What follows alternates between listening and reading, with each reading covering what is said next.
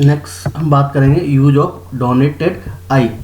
इसमें आपका यूज एक तो कॉर्नियल ट्रांसप्लांटेशन में किया जाता है, इमरजेंसी पैचिंग में किया जाता है, कोई इमरजेंसी ट्रांसप्लांट करना है उस कंडीशन में भी किया जाता है, मेडिकल एजुकेशन में भी किया जाता है, रिसर्च काम में भी किया जाता है। मेडिकल एजुकेशन में किसी को अगर इसके बारे में बताना तब भी इसमें किया जाता है। रिसर्च वर्क में अगर कोई नई रिसर्च करनी है इस तरह की कंडीशन में आई बैंकिंग में भी किया जाता है। नेक्स्ट बात करते हैं आई बैंक ऑर्गेनाइजेशन। आई बैंक ऑर्गेनाइजेशन क्या होती है उसके बारे में जानते हैं। देखिए 3 टायर ऑर्गेनाइजेशन होती है इसके अंदर। An integrated system involving the 3 tyre community I banking primary based on the infrastructure and man power of the all level. इसमें क्या करते हैं, जो 3 tyre community I banking pyramid होता है इसके अंदर क्या होता है, इंफ्रास्ट्रक्चर और मैन पावर के अनुसार अलग अलग लेवल्स में इसमें बांटा गया है। ये 3 टायर्स लेवल है वो उस हिसाब से डोनेट के हिसाब से आई बैंक और आई ट्रेनिंग सेंटर के हिसाब से बांटा गया है, ठीक है ना। जिस तरह से 5EVTC ये क्या है, 5 educational bank training research centre हैं, ये क्या है 45 एजुकेशनल बैंक हैं, ये क्या है एजुकेशनल डोनेशन सेंटर हैं, ठीक है ना। हम बात करें top tier comprise of 5 banking training centre, जिसमें रिस्पॉन्सिबल क्या होते हैं, टिश्यू को हार्वेस्टिंग करना, प्रोसेसिंग एंड डिस्ट्रीब्यूशन। हार्वेस्टिंग मतलब लेना, टिश्यू को प्रोसेसिंग करना और डिस्ट्रीब्यूट करना, क्रिएटिंग पब्लिक अवेयरनेस, पब्लिक को अवेयर करना, इसके साथ में ट्रेनिंग और skill of graduation I bank की पर्सनल देना और ट्रेनिंग देना, स्किल देना, इससे आप जो ग्रेजुएशन से आप ऊपर लोग हैं उनको इस तरह की कंडीशन प्रोवाइड करना, एजुकेशन देना, रिसर्च करवाना, इस तरह की कंडीशन के 5 आई बैंक की जो टॉप मोस्ट आई 5 उनमें एक तरह का किया जाता है।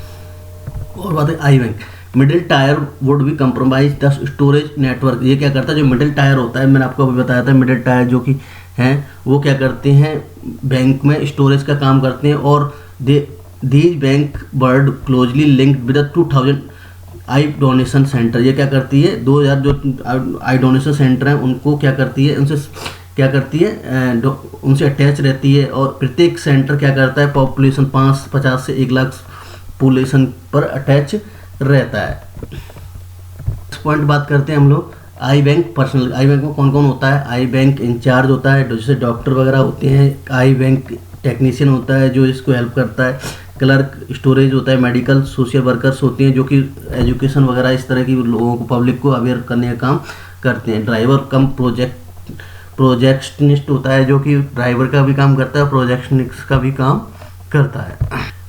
आई बैंक के लिए जनरल सप्लाई क्या क्या की जरूरत पड़ेगी, एक तो आपको सीट कंसर्ट फॉर्म की जरूरत पड़ेगी, पेन लाइट की जरूरत पड़ेगी, ठीक है ना, पेन लाइट की जरूरत पड़ेगी, आई को कॉर्निया को देखने के लिए, supply of blood collection come, non sterilise gloves की भी जरूरत पड़ेगी, ब्रॉड स्पेक्ट्रम एंटीबायोटिक की भी जरूरत पड़ेगी। इसके अलावा आई प्रोटेक्शन के लिए सेफ्टी ग्लव, गॉगल्स या शूज कवर सेट, इस तरह की डिसइंफेक्टेंट सॉल्यूशन की जरूरत पड़ेगी। इसके आई कैप या प्रोस्थेटिक की बायो अर्थात डिस्पोजल बैग की भी जरूरत पड़ेगी, गॉज और कॉटन की जरूरत पड़ेगी। तो इन चीज़ों की जरूरत पड़ेगी जिससे क्या होगा, पेशेंट की आई कॉर्निया को रिसीव किए। साथ में ऑटोक्लेव्ड एंड स्टरलाइज्ड मटेरियल की भी जरूरत है, इसमें डबल होल ड्रेप्ड होते हैं, protective biohazard appear to surgical gowns, इस तरह की उसमें जरूरत पड़ती है, जैसे ऑटोक्लेव वगैरह किया जाता है, कॉटन ट्रिप एप्लीकेशन और haemostasis other open the eye, cotton trip चाहिएगी जो कि क्या है इसको जो आई को ओपन करने इस तरह की जरूरत पड़ेगी। स्टरलाइज बैलेंस के लिए सॉल्ट सॉल्यूशन चाहिएगा, जैसे नॉर्मल सलाइन वगैरह इस तरह के, गॉज पीस चाहिए 8-10 इस तरह का,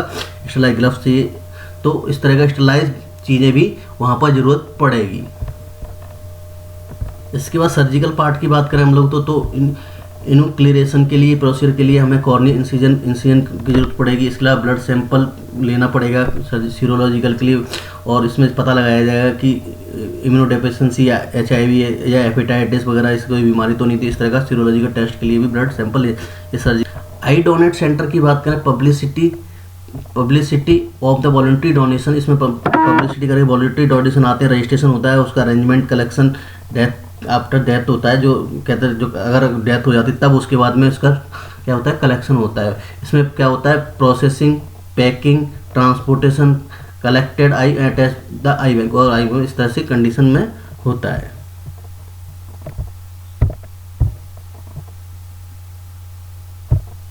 ठीक है, वर्ल्ड में लगभग 40,000 मिलियन इस तरह की ब्लाइंड पॉपुलेशन है। इंडिया के अंदर 15 मिलियंस है। इसके बाद आपको कॉर्नियल ब्लाइंड जो है 4.6 मिलियंस हैं।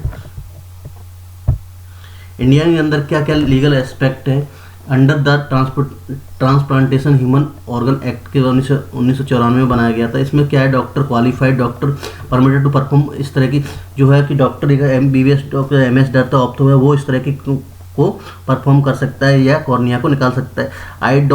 जो आई डोनेट करते हैं इंडिया के अंदर, वो जो डिसाइडेड आदमी डिसाइडर रहता है कि डोनर कौन है, कहाँ पर रह रहा है, क्या है, इससे उसकी पता लगा जाता है। तो ये लीगल एस्पेक्ट है, पूरी तरह से पता लगा होना चाहिए, ठीक है ना। Thank you. ठीक, मैंने आपको ये 3 पार्टों में आपको ये वीडियो दे रहा हूँ और इसको अच्छी तरह सुनना, आप समझना, नहीं समझ में आए तो आप मुझे कॉल कर सकते हो। Thank you.